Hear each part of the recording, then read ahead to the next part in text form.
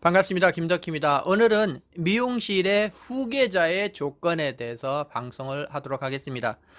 물론 여기에서 후계자는 자기 자제분을 주는 경우가 있고 직원한테 후계자를 주는 방법이 있을 겁니다.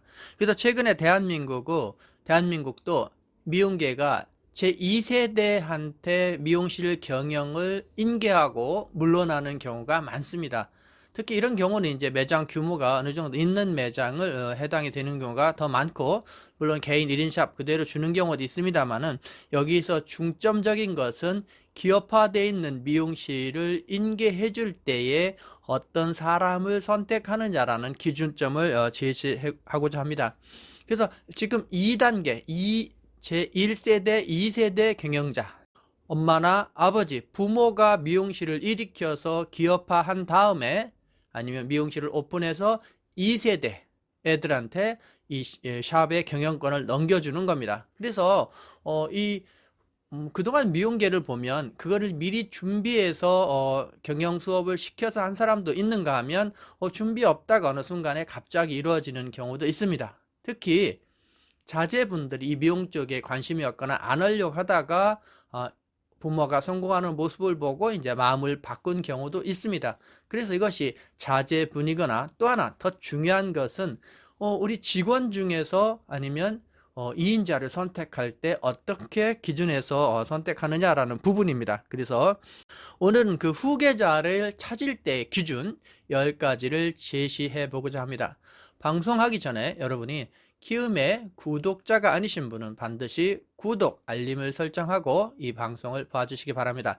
여러분의 구독은 방송 제작에 큰 힘이 됩니다.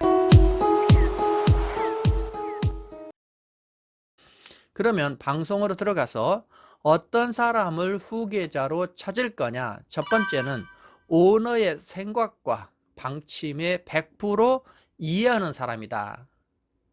즉, 이 샵을 지금 경영하고 이 샵을 매장을 자기가 설립할 때, 창립할 때 경영자의 철학과 그 경영의 방침을 이해하는 사람이죠. 그 사람을 2인자로 뽑아야 된다. 왜? 다시 말해서 그 1인자가 완전히 그걸 벗어나거나 오너로서 사업 지분권을 없애는 경우가 아니기 때문에 결코 현장에서는 어느 정도 한 걸음 물러나지만 내 생각대로 내 사업체를 이끌어줄 사람이기 때문에 그래요. 그래서 오너의 생각과 경영 철학을 100% 이해해주는 사람을 뽑는 것이 중요하다. 자, 두 번째는 항상 사물을 냉철하게 판단할 수 있는 능력을 가진 사람입니다. 어떤 감정에 휘둘리지 않고 어떤 욕망에 휘둘리지 않고 냉철하게 보고 판단할 수 있는 냉철한 두뇌, 냉철한 머리를 가진 사람이 필요하다. 그래야 시류에 따라가서 어떤 함정에 빠지거나 어려움을 겪지 않는 그런 리더로서, 제2 경영자로서 성공할 수 있기 때문입니다. 세 번째는 오너를 신뢰하고 지지하는, 즉 자기 오너를 믿고 그 사람을 따르고 그 분의 철학이나 사고를 자기가 추종할 수 있는 그런 사람이어야 된다. 즉 한 사람의 한 회사에 두 사람의 머리가 존재하면 안 된다고요. 그래서 그런 사고가 들라고 하면 여러분이 오너를 신뢰하고 지지하는 사람이어야 된다. 이거는 직계 가족이거나 아니면 직원 중에 2인자가 되는 경우도 마찬가지입니다. 네 번째는 무리한 요구라도 가능한 한 수용하려고 노력하는 사람이어야 된다. 그러니까 기준점이 다릅니다만은 제2 후계자의 입장에서는 오너의 요구가 무리하다고 생각할 수 있어요. 그럼 자기가 그걸 자르거나 그래서 거부한단 말이에요. 그래서 무리라고 생각하더라도 그걸 수용하려고는 수용하려고는 마음의 방향성이 중요하다. 즉 수용하려고 하는 노력을 하는 사람이어야 된다는 겁니다.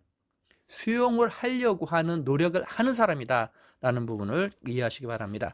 그 다음에 다섯 번째는 중요한 사항은 반드시 오너의 결제를 받을 사람.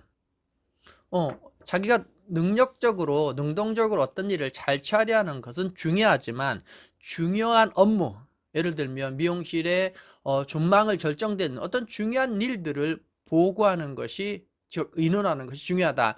이런 부분에 주의하실 분은 대개는 가족, 부모로부터 자식으로 이어지는 가족들이 이 경영자, 후계자가 됐을 경우는 이걸 무시하는 경우가 있어요. 왜? 이걸 구분짓지 못해요. 엄마 거니까, 아빠 거니까 라는 부분에 대해서 놓치기가 쉽습니다. 그래서 이것은 부모를 떠나서 업의 승계라는 측면에서 중요한 부분은 반드시 보고하고 지시를 받고 아니면 협력하는 방법을 반드시 이 방송을 보는 분들은 놓치지 말아야 된다.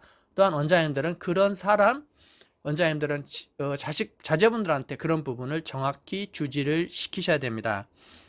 자, 그 다음에 6번째는 오너에게 필요하다고 생각하는 정보 및 사항은 적절히 제공해야 된다. 이 중간관리자의 업무 아니면 제2의 경영자의 업무 중에서 가장 중요한 업무 중에 하나가 보고 업무입니다. 이 보고는 어떤 일들이 벌어지는 것을 전달하는 것뿐만 아니라 보고를 하면서 정립이 되고 보고를 하면서 새로운 아이디어를 얻는 것이 중요하기 때문에 제가 이 말을 꼭 드리고 싶습니다. 보고는 네 거로 생산성이다. 보고는 네 거로 뭔가를 새로 찾는 생산이다라는 말을 꼭 하고 싶습니다. 자, 그 다음에 7번째는 오너의 실수를 덮어줄 수 있는 그런 사람이냐. 오너가 뭘 잘못하면 그것을 커버하거나 아니면 그걸 덮거나 그것보다 더 나은 방법으로 커버할 수 있는 능력이 있는 사람이냐라는 거죠. 그런 사람을 여러분이 선택해야 된다. 자, 그 다음에 8번째는 오너의 불리한 사항을 일체 밖에 알리지 말아야 된다. 그러니까 이 핵심적인 경영의 핵심이기 때문에 이것들은 경영자, 오너와 두 사람의 어떤 핵심적인 내용을 입 밖에 내면 안 돼요. 즉 입이 가벼운 사람이 고용하면 안 된다. 그래서 이건 너만 알아 하고 직원들이 퍼지거나 그런단 말이죠. 그래서 이런 부분을 입 밖에 내지 않을 사람을 여러분이 찾는 것이 중요하다. 자, 그 다음에 9번째는 오너에게 구분을 두며 접촉하는 사람. 어떤 것이 분별이 있고 선을 건다는 건 중요하죠. 그래서 오너와 자신의 선은 분명히 알아야 되는데 잘못하면 그 구분을 못 지으면 추정관계가 없어져요. 그래서 그런 부분은 정확히 해야 된다. 10번째는 후계자의 직무, 즉 자기가 오너를 모시고 지금 경영 일선에서 제2의 경영자로서 매장을 맡고 아니면 매장 전체를 맡거나 회사 전체를 맡았을 때 자기가 하는 일에 대한 의무감, 자기가 하는 일에 대한 기쁨이 있는 사람을 뽑아야 된다. 억지로 하거나 지치면 안 돼요. 그래서 자기가 하는 일에 대해서 기쁨을 갖는 사람을 뽑는 것이 중요하다. 그래서 특히 지금 제2 후계자 미용실에 아니면 기업체를 자녀분 아니면 자기의 오른팔 후배들에게 미용실의 경영권을 넘기고 오너가 한 발 물러서는 경우에 여러분이 어떤 사람을 내 사람으로 뽑을 건지라는 기준점을 본 방송에서 얻으시기 바랍니다. 기움을 만나면 반드시 성공한다. 오늘도 오른팔을 만드는 후계자를 만드는 방법에 대해서 방송을 했습니다. 오늘은 여기까지입니다. 감사합니다.